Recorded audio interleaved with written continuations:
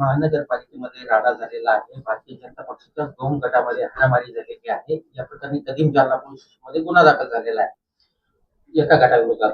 तुमची काय प्रतिक्रिया आहे? कारण आतापर्यंत भारतीय जनता पक्षाची महानगरपालिकेमध्ये सत्ता नव्हती, मात्र आता सत्तेमध्ये ते आल्यानंतर त्यांच्याच पक्षामध्ये 2 गट पडलेले आहे. हा गट नवा विरुद्ध जुना असं तुम्हाला वाटतो का? आणि वाद जे आहे ते नेमके कशावरून झालेलं तुम्हाला वाटतं? ते एका गटाने तुमचं नाव घेतलं की शिवसेनेच्या नाव न घेता त्यांनी हे केलेलं नाही. महापालिकेमध्ये गुंड गेल्यानंतर असंच होणार आहे.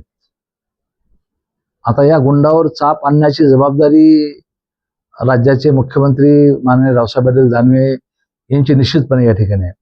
मी तर आयुक्त यांना अशी मागणी करणार आहे की आयुक्त, महापालिका आयुक्त शर्मा आहेत, अंजली शर्मा, त्यांनी या सर्व गोष्टीचं फुटेज तपासलं पाहिजे. महापालिकेमध्ये शस्त्र येतात कसे आणि नगरसेवक लोक शस्त्र आणतात कसे, आणि जर असं झालं असेल तर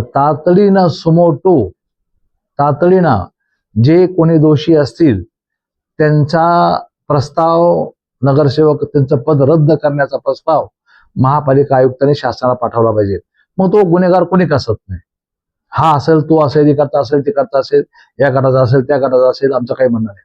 पण महानगरपालिकेमध्ये शस्त्र आणले, शस्त्र दाखवले गेले, शस्त्र मारले गेले, त्यामुळे ही आयुक्ताची जबाबदारी आहे.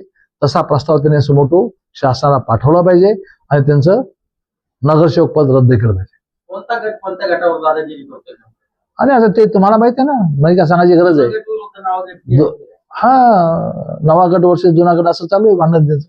पण तुम्ही साथ कोणाला दिली का? कारण तुमचे नगरसेवक काही प्रोसेसमध्ये 100% जे आम्ही म्हणलो सत्याच्या पाठीमागे उभा राहा. ज्याने तिथं शस्त्र काढले असतील तर हे बघा, संस्था आपली आहे. आणि महापालिकेमध्ये अशा पद्धतीने शस्त्रास्त्र येत असतील तर मग तो कोणी कसत नाही, आमच्या गटाचे कसत नाही, आम्ही त्याला विरोधच केला असतो. पण अशा पद्धतीने शस्त्रास्त्र काढणं आणि महापालिकेमध्ये अशा पद्धतीने दादागिरी करणं हे कदापि खपून घेतले जाणार नाही. महानगरपालिकेमध्ये नाकापेक्षा मोठी जड असं भाजप व्हायला लागले का सध्या? नाही, याचा वरिष्ठ पातळीवर निश्चितपणे विचार होईल. भारतीय जनता पक्ष अत्यंत शिस्तीचा पक्ष आहे. शिस्तीनं काम करणारे लोक आहेत. ते कदापि अशा पद्धतीने हे गुंडागर्दी सहन करणार नाहीत आणि सहन करूही नाही. त्यामुळं हे गंभीरपणे प्रकरण हाताळलं जाईल. शिस्तभंगाची कारवाई व्हायला पाहिजे. आणि तुम्ही शिस्तभंग काय बोलता? मी म्हणतो ना, त्याचा प्रस्ताव पाठवला पाहिजे नगरसेवक पद रद्द करण्याचा. अजून काय पाहिजे तुम्हाला? मोठी बातमी.